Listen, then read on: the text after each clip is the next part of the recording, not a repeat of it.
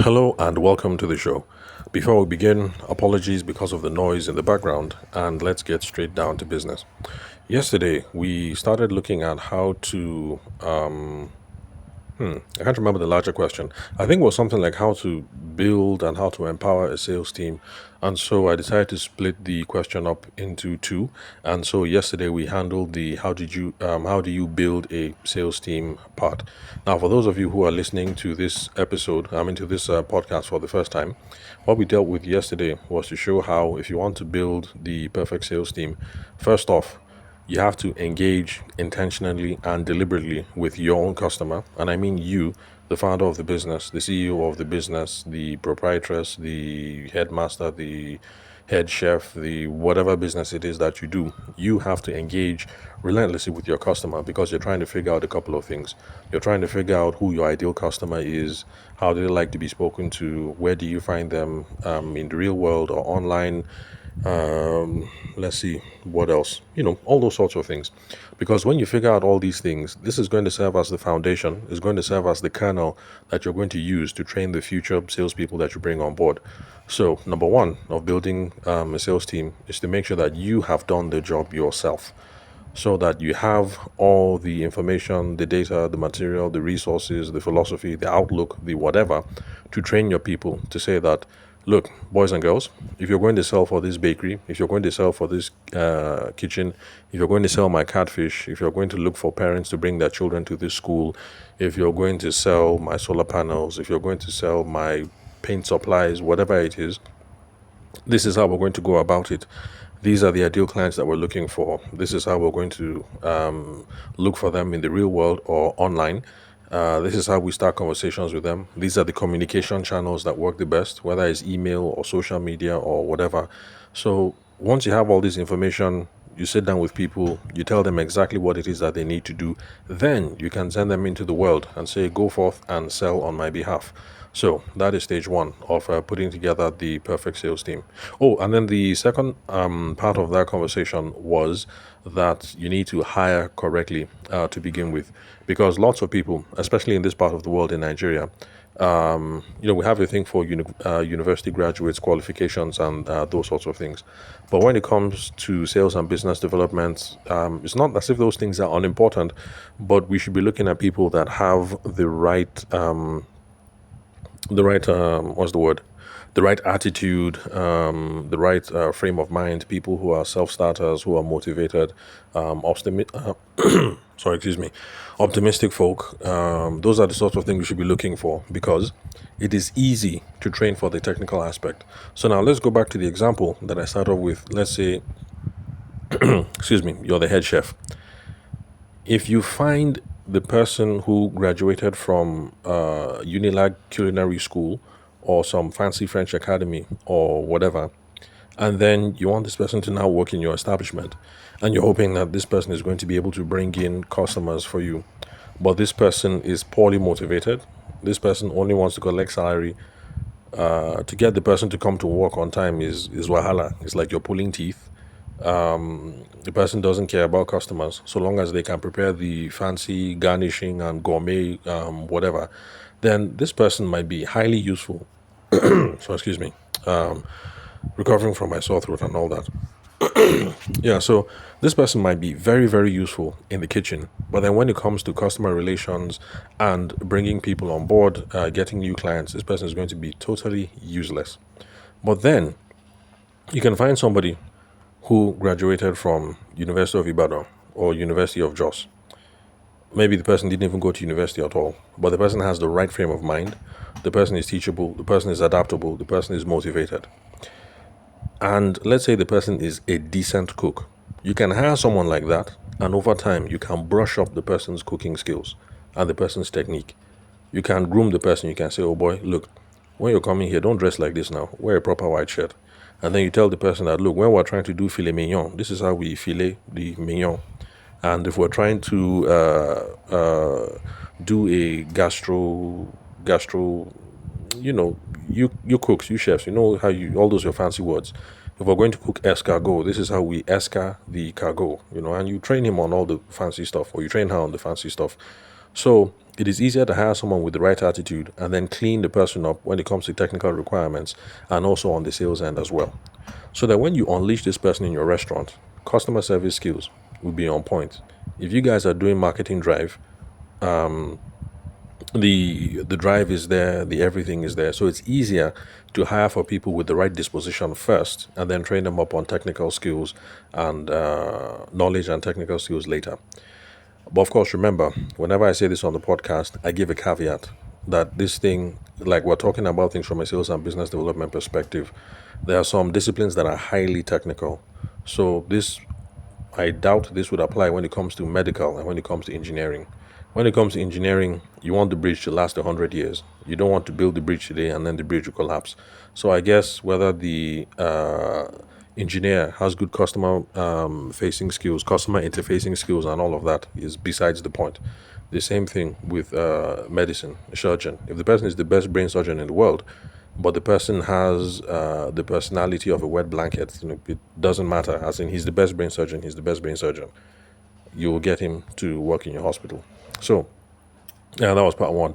Now we're going to move on to the second part of the equation, which is how do you empower the sales team? Because let's assume that you have done the work yourself, you know what it is you're going to train them on, and you've hired the right people. You've trained them, you've sent them forth, and they're selling. But the thing is, what everybody's bringing in is maybe like that kind of 50K every month, and 50K is not enough for salaries and stuff like that. So you have a goal of hitting maybe 200K every month or something like that.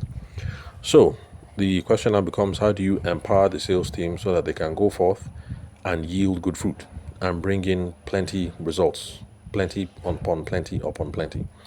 So you're going to have to train your team on a couple of things. There's a field of sales management. It's called sales enablement. Basically, sales enablement is this is your sales team standing over here. What do they need to be much more effective? Let's give it to them. That is the whole thing behind sales enablement.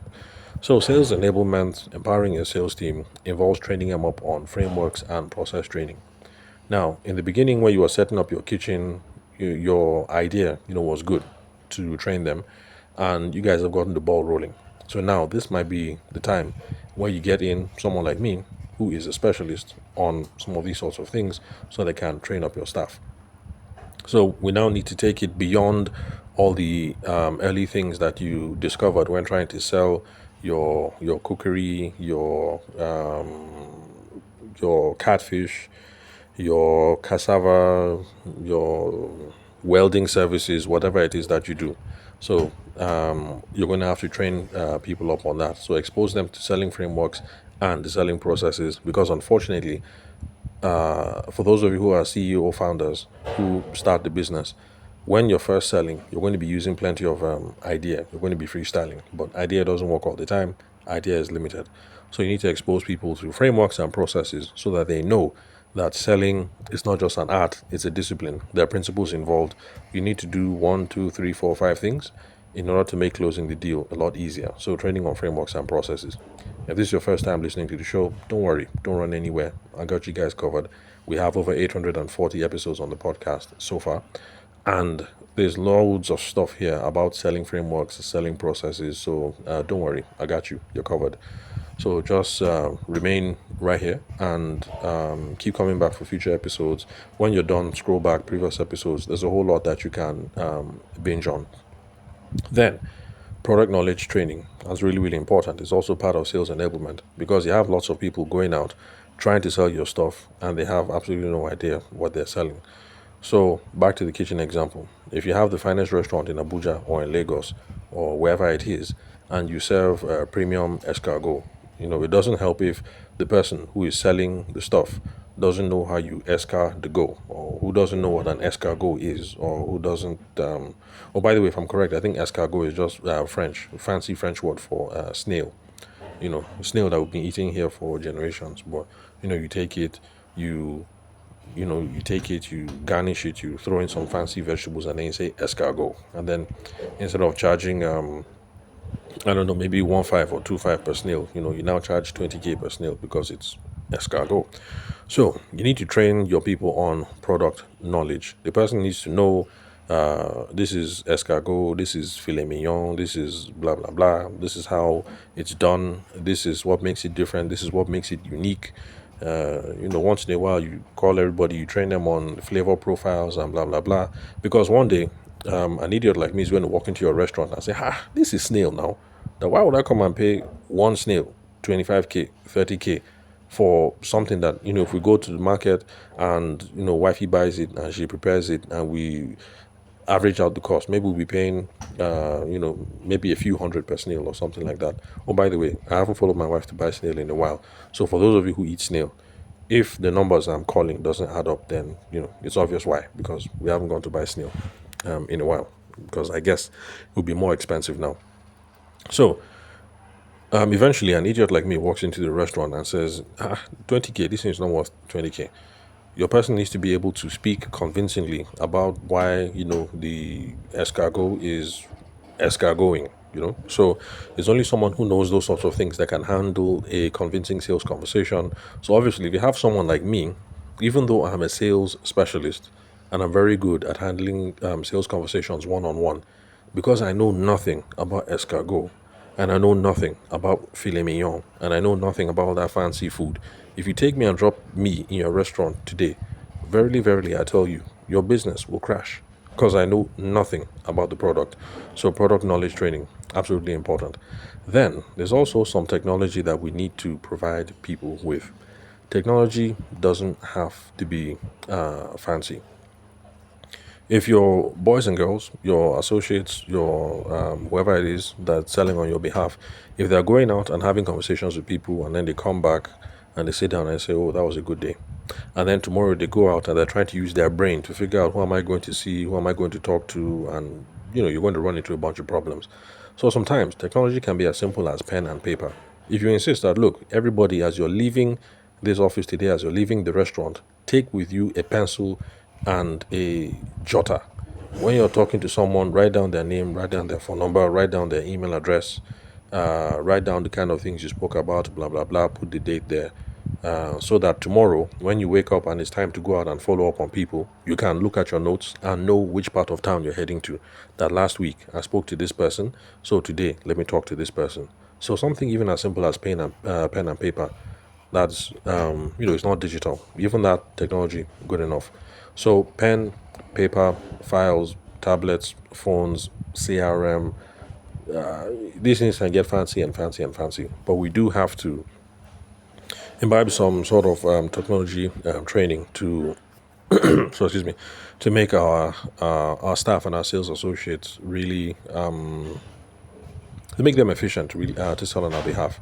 Now another part is reward or compensation, because people who work in sales, typically we are different from the rest of the population.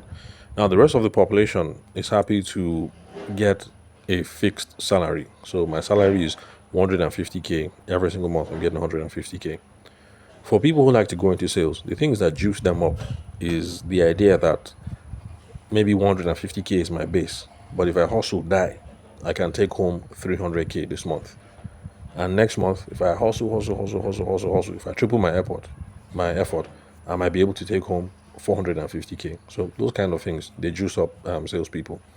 So just bear in mind that if we're talking sales, the compensation has to be variable. So maybe everybody is taking 150K, and then maybe the sales staff is like, okay, your base is 100K, but out of every whatever that you bring, you get to keep 10K commission, blah blah blah. So that thing really gets them jazzed up so that they can go out and hustle hard. So compensation variable. Although there are some people, notably in the West, for some reason, who are saying that salespeople should receive a flat fee and that money is not good compensation and blah blah blah, and they try and cite all kinds of studies, usually at people of a certain high earning potential, already, but chances are your business is not there yet. So maybe when you're paying your people armed robber salary, it won't make a difference whether you pay them, I don't know, 1M a month or 2M a month. But until you get to armed robber salary, just know that if you're dealing with salespeople, variable compensation, that's how you go about it. You vary the amount up and down. This is your base. You sell more, you get more. You sell less, you get less. But a word of caution here. Some people like to fiddle too much with these things. Don't fiddle too much with it. If not, you're going to affect their motivation. If in the beginning you tell everybody that, you know what, everybody, I'm giving people 100K every month, but every time you sell above this amount, I'll give you 20%. Be honest and keep that 20%, 20%. If you say above 50K, I give you 20%, then maybe somebody goes out and the person is able to hustle maybe like 500K worth of orders. You now do the calculation in your head. You're like, oh boy, 20K, sorry, 20% of 500K. Like, man, that's a lot. You now start trying to fudge the figures here and there. You say, we agreed on 20%, but, you start trying to fudge things. No, that is going to really mess with people's motivation. The most honest thing to do is actually, if somebody sells above your threshold, just pay them first and congratulate everybody.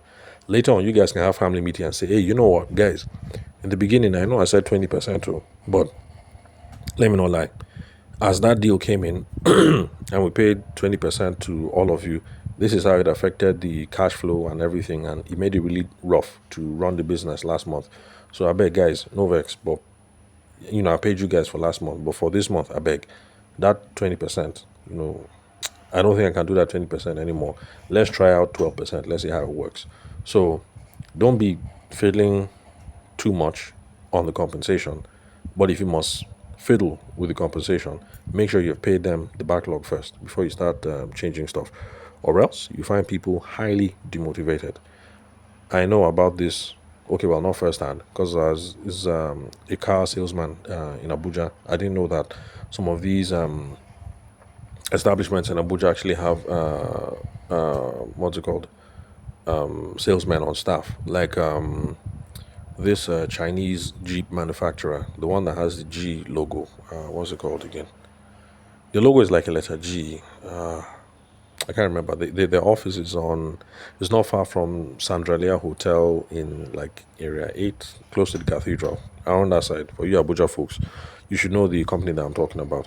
So, yeah, so they have car salesmen. So, you walk in there, AC tight, everything. Somebody takes you to the car, and, that whole thing of, oh, this is keyless entry, enter inside, feel the AC, air pumping, uh, you know, Bluetooth this, connect to wireless that, internet this, everything, that whole whatever. So there are people that sell cars like that. So I ran into someone who was selling for a Mercedes Benz, not a Mercedes Benz dealership, somebody who is authorized to sell Mercedes Benz's cars in Nigeria. And so that was their quarrel. They agreed on percentage. My guy went out and floored it, only for the guy to now start saying that, okay, yeah, we agreed on this, but then this and this and this and that. And the guy was upset, but he stayed, collected what was below what he was promised, and then promptly left and went to go and sell for someone else. So you might be losing some of your superstars if you start messing with people's compensation. Then you also want to empower a sales team. You have to put on your sales management hat. Basically, what that means is you're tracking people's activity and you're tracking their time management. How many times did you go out yesterday? When you went out yesterday, how many people did you see? Where is this deal? Does it look like this one is closing? Do you need help on this one? Do I need to talk to somebody in the other company to make it easy for you to close the deal? All these sorts of things. Start having all those sorts of conversations. So when it comes to empowering a sales team, we're now moving to the area where, nowadays it's called sales enablement. And these are the things that we now start focusing upon. Making sure that we have frameworks and processes. We're training people on it. We train people on product knowledge so that they can have useful, valuable conversations with potential customers. We make sure that everybody is all teched up. Technology doesn't mean you have to give them virtual reality headsets and iPads and all that. It can be as simple as pen and paper and a diary and a folder, but we need to get some things to be able to teach them how to track conversations, track relationships that they are trying to build, what stage of the business relationship they're in, and all those sorts of things. Then for sales people, it's variable compensation. Make it so that the harder they work, the more money they make. It really jazzes up sales folks. Then, sales management. You're also going to have to become a sales manager. So if you're a founder, you're a CEO of the business, we're going to add some things to your plate. Eventually, sales management, that's a cap that you have to put on. We cannot avoid it. Now, before I leave, because we're at 20 minutes, let me just sneak in a little something. I sent an email out to someone this morning, and I figured let me just share my response with you guys. Now, typically, what I do is I share what the other person sent, and then I break it down. But let me just tell you guys my reply. So I replied to someone who sent me an email this morning, and I told the person, thanks, but I don't do interviews. I don't mean to be rude, but I get solicitations like this all the time, and they all sound the same. Oh, okay, no, hold on. Let me give you a backdrop first of all.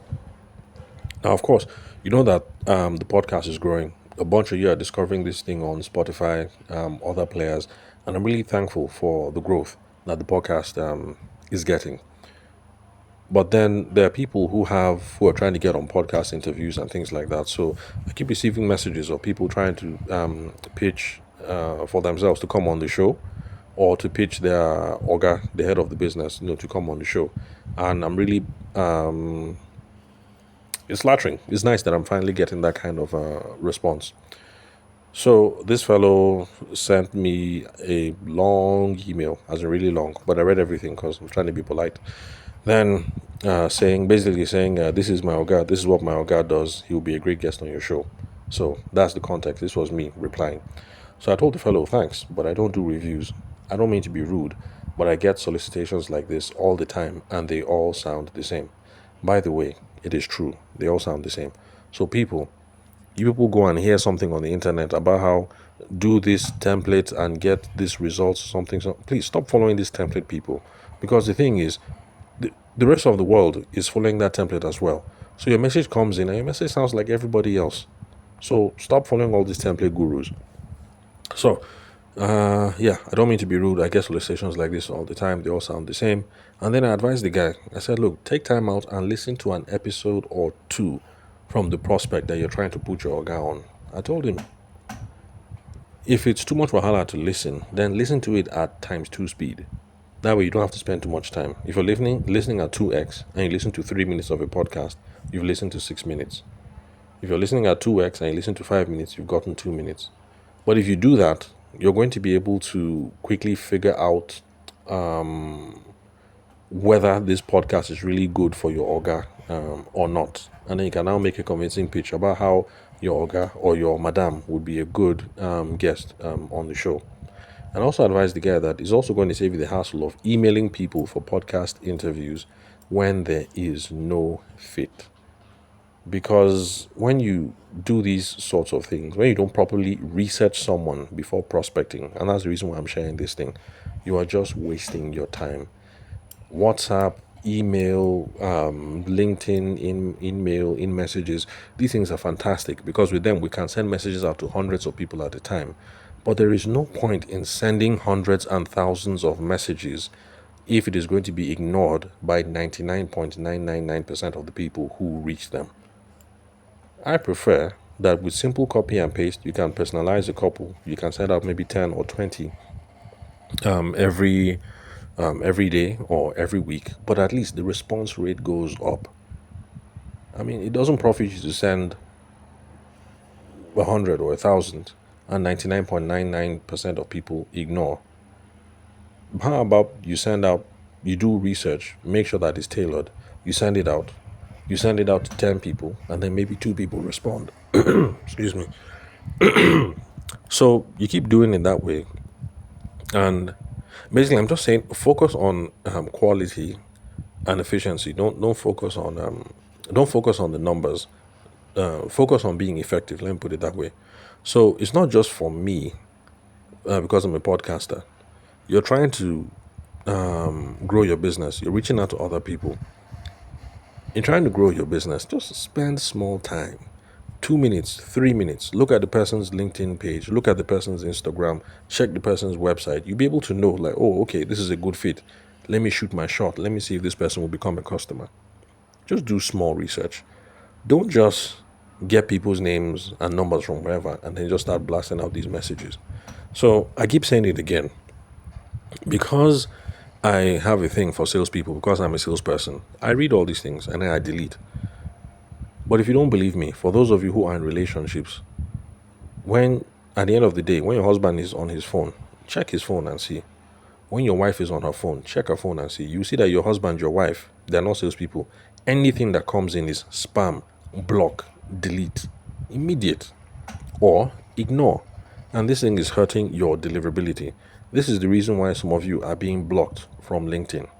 Some of you are being anytime you send messages, your messages are going into spam.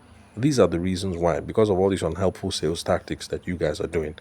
I've even seen the one where you're at a networking event, you're trying to collect somebody's phone number, you say, no problem, I'll flash you. You collect the person's phone number, you flash the person. The person has Truecaller on their own phone. Instead of your name showing up as Truecaller, showing up on Truecaller, what will show up on Truecaller on the other person's phone will be 57 people reported this phone number as spam or reported it as scammer. It doesn't make a good impression. So please, when we're trying to go out, look for business, we're trying to hustle market, just do the smallest research possible. Before you go and meet somebody and say, I have the best, I have the brightest, I have the best solution for you, just do small research. Open the person's Instagram page. Just look up and down, flip up, flip down. You'll get a sense. Is there a fit here? Let me go back to the example of those of you who sell pajamas. If you open the person's Instagram, you flip up, you flip down, and it looks like this is a single babe, then why are you sending her messages about pajamas for children? What for? If you flip up, flip down, and it's like, oh, okay, this guy is a father of four. No problem. Slide into his DM and try and sell your children's pajamas. And the person is momsy of two. No problem. Slide into DM. Try and sell your pajamas. But not that you get the the Instagram contact details for 1,000 people, and then without checking, just copy, paste, copy, paste, copy, paste, send, send, send, send, send. At the end of the day, you look and you say, I sent 500 messages. You give yourself a pat on the back and you say, oh, Tavishima, I tried. You give yourself a high five. And then in 2 months' time, Instagram blocks you. They deactivate your account, and you're saying, what's wrong with these people? They deactivated my account. I didn't do anything wrong, blah, blah, blah. These are the reasons why we run into trouble. Okay, so 30 minutes. Let me just bring it to a close. So thank you very much, guys, for listening. That's all for today, pretty much. And connect with me on WhatsApp. The phone number is 080 6466 2140. The country code is +234 for those of you who are not Nigerian. Then connect with me on LinkedIn as well. My name is Tavishima Ayede. You can confirm the spelling of my name and my email address from the link we're currently listening to this episode. Thank you very much for your time and attention. I'll catch you guys at the next episode.